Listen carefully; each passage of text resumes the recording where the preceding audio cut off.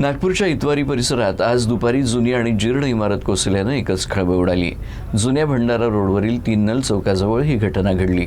सुदैवानं मोठी जीवितहानी टळली असली तरी परिसरातील अनेक जुनी आणि धोकादायक घरं नागरिकांच्या सुरक्षिततेसाठी गंभीर धोका ठरत आहेत। या पार्श्वभूमीवर प्रशासनानं तातडीनं कारवाई करण्याची मागणी जोर धरू लागली आहे। नागपूरच्या इतवारी भागातील जुन्या भंडारा रोडवर 3 नल चौकाजवळ शब्बार भाई यांचे 3 मजली जुने घर दुपारी अचानक कोसळले।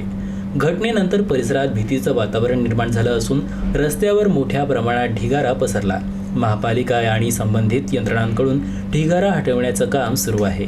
मात्र केवळ हे एकच घर नव्हे तर या परिसरातील अनेक जुनी मोडकळीस आलेली घरेही अत्यंत धोकादायक अवस्थेत आहेत। कोसळलेल्या घराच्या मागील भागासह शेजारील अनेक इमारतींना मोठ्या भेगा पडल्या असून त्या कधीही कोसळू शकतात अशी भीती स्थानिक नागरिक व्यक्त करत आहेत।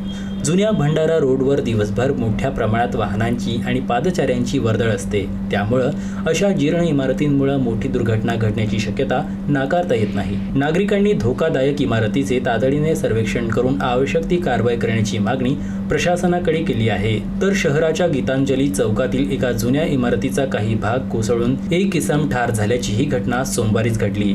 यामुळे शहरातील जुन्या इमारती आणि तेथील रहिवाशांचा प्रश्न गंभीर झाला आहे।